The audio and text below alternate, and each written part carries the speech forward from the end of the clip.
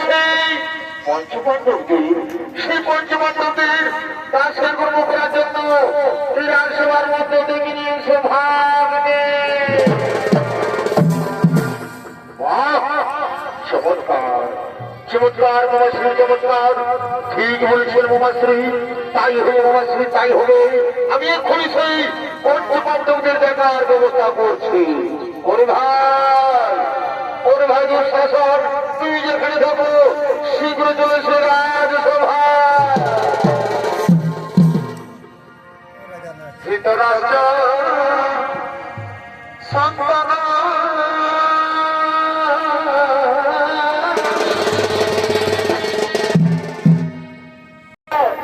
যুবরাজ দুঃশাসন আরে দুঃশাসন আপনাদের মহান ঝলকের অঙ্গমঞ্চে যিনি সঙ্গীত পরিবেশন করতে পারেন তিনি হলেন পুরুলিয়া জেলার এই সুনাম ধন্য জনপ্রিয় নৃত্যশিল্পী নৃত্যশিল্পী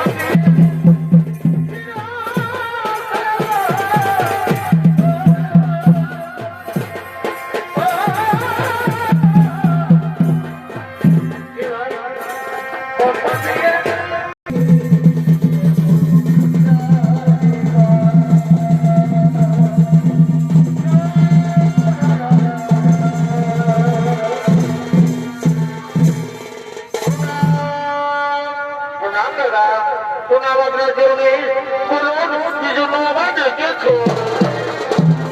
বলি শোনো, শোনো শাসন, তুমি যাও ভাই, তুমি শীঘ্র চলে যাও সেই পঞ্চপাণ্ডবদের কাছের গ্রহণ করার জন্য এই রাজসভার মধ্যে নিয়ে এসো। এই দাদা, আমি আপনাদের অক্ষরে অক্ষরে করিব বালক, আমি একটুখানি বিলম্ব করব না, আমি চললাম সেই পঞ্চপাণ্ডবদের ডেকে নিয়ে আসার জন্য।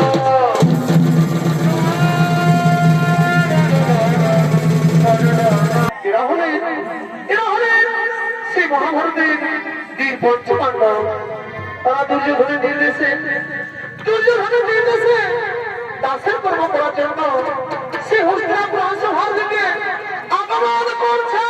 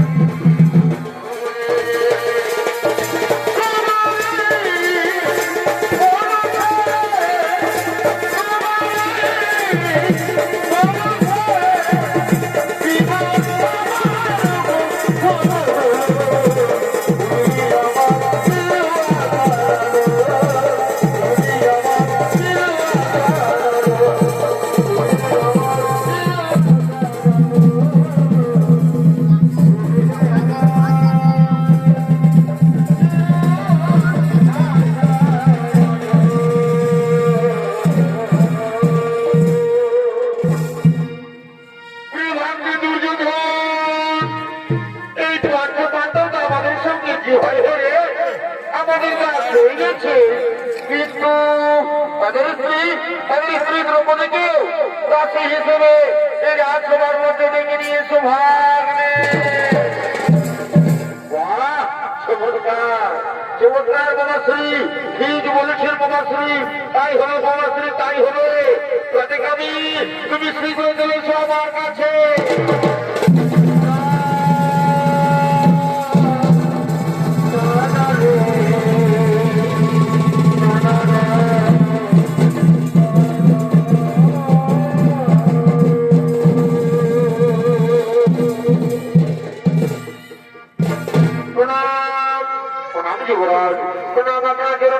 বলুন কি জন্য আমায় ডেকেছে?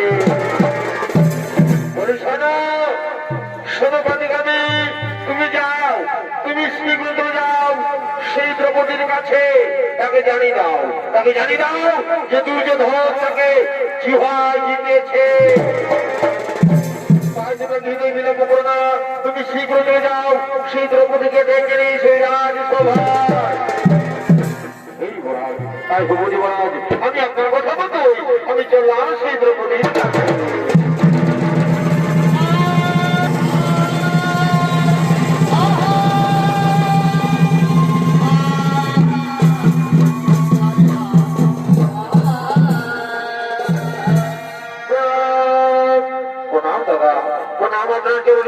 বলুন কি জন্য আমাকে আবার ডেকেছে? তোমাকে আমি আবার ডেকেছি, তুমি কি জানো?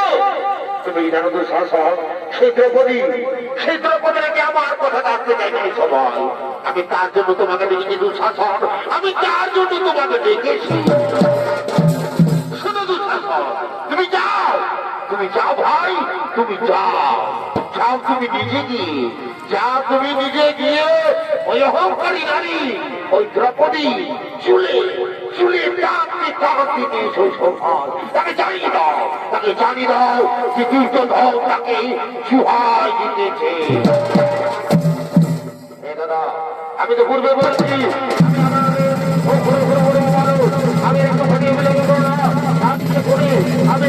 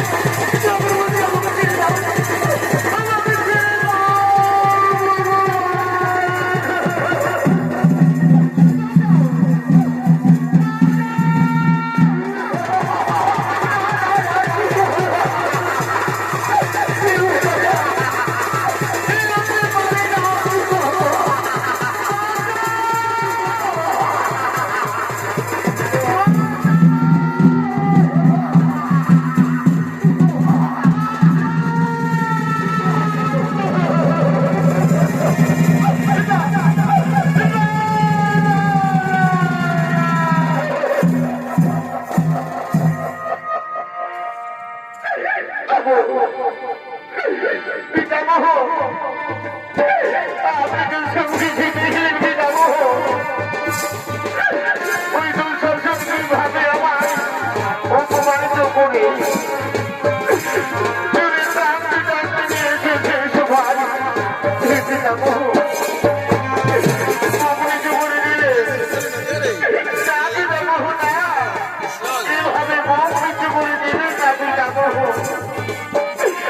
আমি যে আপনার গুণগুচিত্র প্রতি আমি ঋতুশ্রীর নাম করে এই পূর্ণগুলোর সবার মাঝে আপনাকে আমি প্রণাম করছি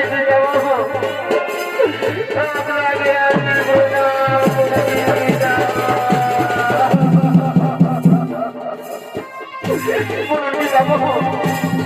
আমি কি অপরাধ করেছিলাম সেভাবে আমাকে রাজ্য ভগবান করা হচ্ছে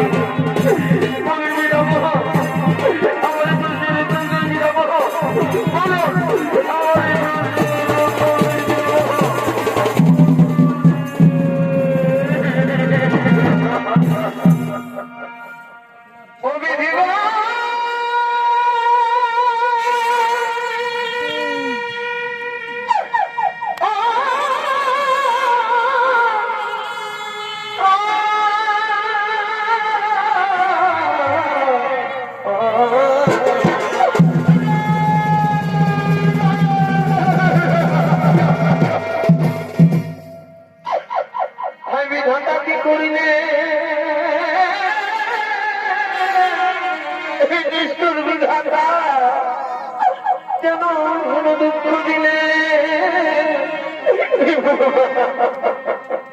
জীবন না দিলে কেন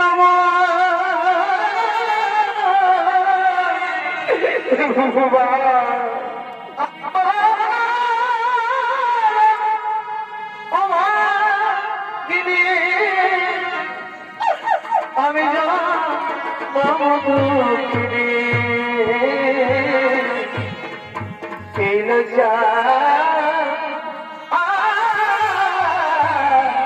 করবিবার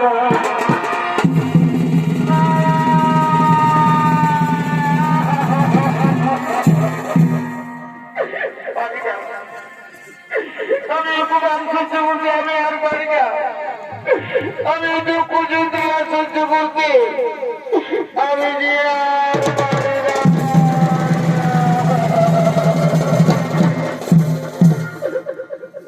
তুমি বীর বলছো পাণ্ডব আমার স্বামী আজকে মাথা সমুদ্র মাহি শুনে ভগবান আজকে দুর্দশা ঘটিল আমার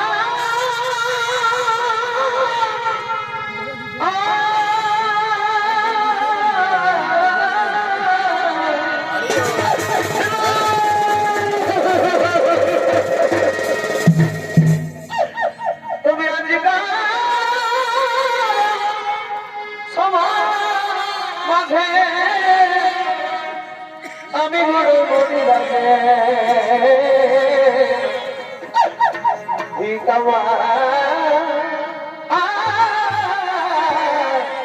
এই পঞ্চ স্বামী বলে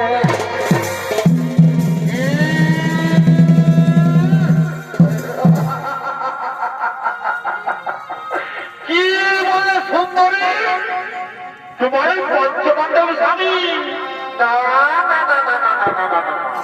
শোনো সুন্দরী তোমার পঞ্চপাণ্ডব স্বামী তোমাকে রক্ষা করতে পারবে না কারণ তুমি কি জানো সুন্দরী তোমার এই পঞ্চপাণ্ডব স্বামী না আমাদের সঙ্গে জুহাই হেরে আমাদের বাস হয়ে গেছে আর জানো সুন্দরী তোমার এই পঞ্চপাণ্ডব স্বামী কি করেছে তোমার এই পঞ্চপাণ্ডব স্বামী না আমাদের সঙ্গে জুহাই তোমাকেও হেরে গেছে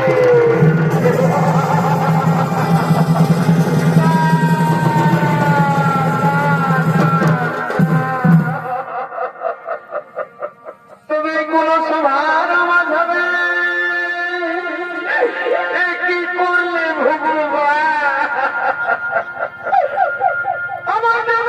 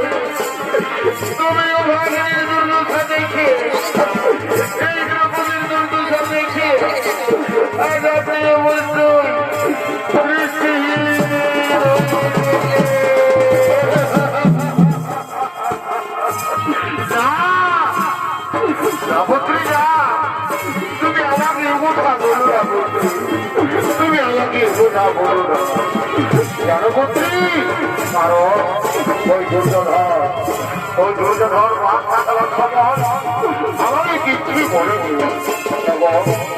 ওই যদি ছিল মাঠ থাকার সময় আমাকে কিছুই বলেনি। তার পুত্রী তুমি আমাকে কিছুই বলো না, তুমি আমাকে কিছুই বলো না, তুমি আমাকে কিছুই বলো না।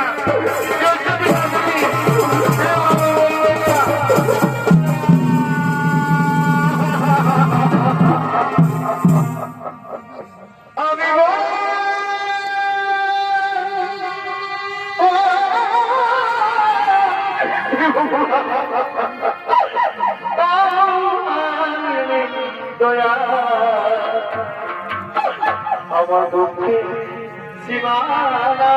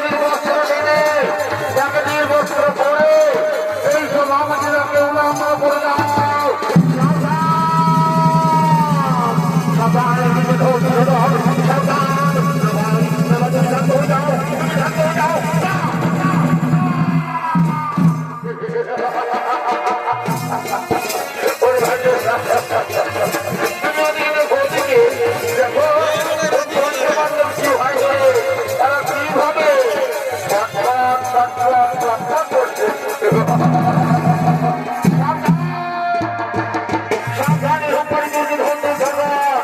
আমি তোমাদের বার সংসার করে দিচ্ছি, আমি তোমাদের বার করে সংসার করে দিচ্ছি। এই সতীর গায়ে, এই সতীর গায়ে হাত দিবি না,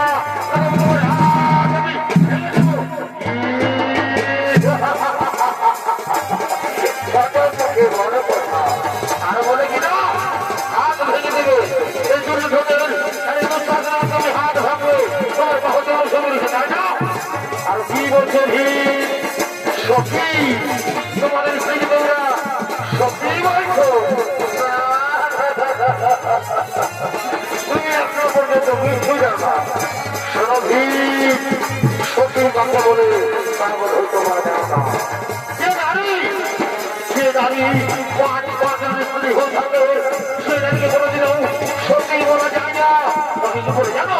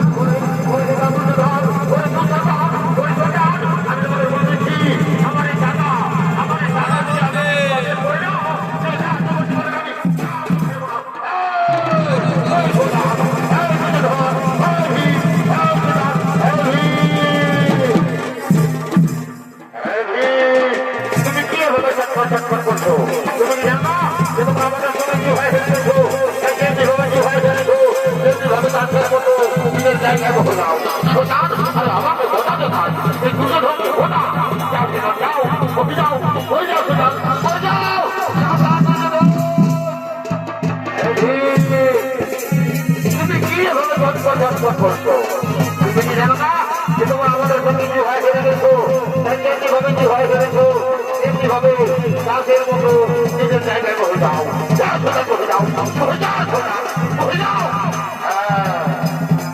আর শোনো, শোনো মুসলমান, তুমি সোনা মালাকে মান করো, তুমি যাও এই দেবতীর বস্ত্র ধরে দেবতীর বস্ত্র পরে এই সভা মানে তাকে উলম্ব করে দাও।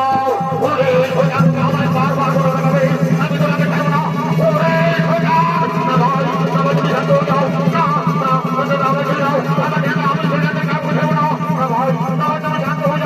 শান্তি শান্তি শান্তি।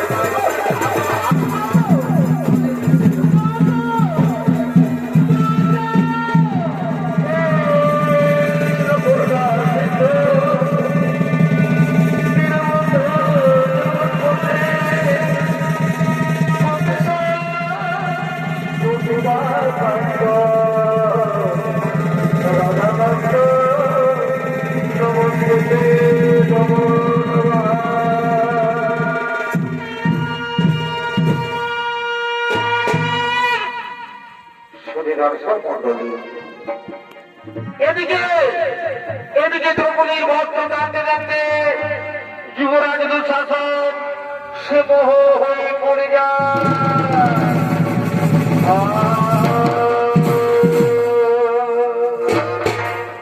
কারণ সত্য যুগের বীর গর্ভমণি গঙ্গার জলে স্নান করছিলেন। এমন সময় সে গর্ভমণি গঙ্গার জলে স্নান করতে করতে তার গায়ের বস্ত্র জলের মধ্যে ভেসে যায়। সেই সময় গর্ভমণি সে জলের মধ্যে উলঙ্গ অবস্থায় দাঁড়িয়ে রয়েছিল। তার বাঁচার কোনো উপায় ছিল না। সে লজ্জায় সে অপমানে কিছুতেই জলের থেকে উঠতে পারেনি, কিন্তু ভগবানের কিনা। এমন সময় সেখানে দ্রৌপদী উপস্থিত হয়। সেখানে দ্রৌপদী বলতে দেখতে পাই যে গর্ভমণি জলের মধ্যে উলঙ্গ অবস্থায় দাঁড়িয়ে রয়েছে। সেই সময় দ্রৌপদী সেই গর্ভমণিকে নিজের একখানা বস্ত্র দিয়ে সেই গর্ভমণিকে জলের থেকে উদ্ধার করেছিলেন। সেই সময় গর্ভমণি এই দ্রৌপদীকে প্রাণ ভরে আশীর্বাদ দিয়েছিলেন। তাই সেটা দর্শক বলি, তাই সেই গর্ভমণির আশীর্বাদে আজ স্বয়ং নারায়ণ আছে, আজ স্বয়ং কৃষ্ণ ভগবান আছে দ্রৌপদীকে বস্ত্র দিয়ে তার লজ্জা নিবারণ করেছে।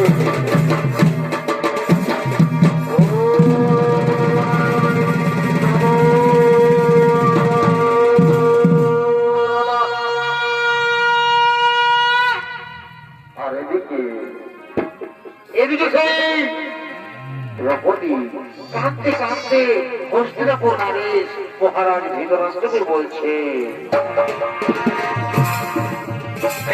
হস্তিনাপুর নরেশ মহারাজ ধৃতরাষ্ট্র নারীর অপমান করা হয়েছে। যে নারী আজ পাপ হতো কোনদিনও ওই সূর্যের প্রকাশ পর্যন্ত দেখেনি। নিজের ঘরে নিজের আত্মভাব যাবো কোনো গ্রাম পুরো পুরো বাজারকে ভাঙার পরে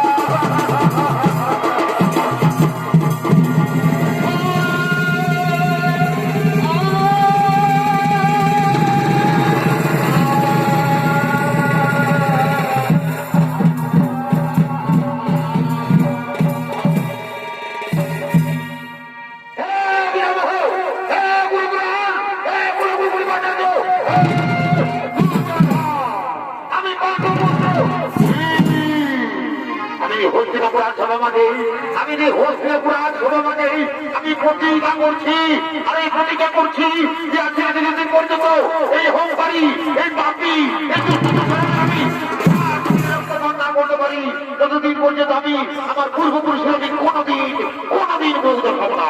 আমি আমি আমি আজ আমি সভা থেকে আজ আমি প্রতিজ্ঞা করে গেলাম, আজ আমি প্রতিজ্ঞা করে গেলাম।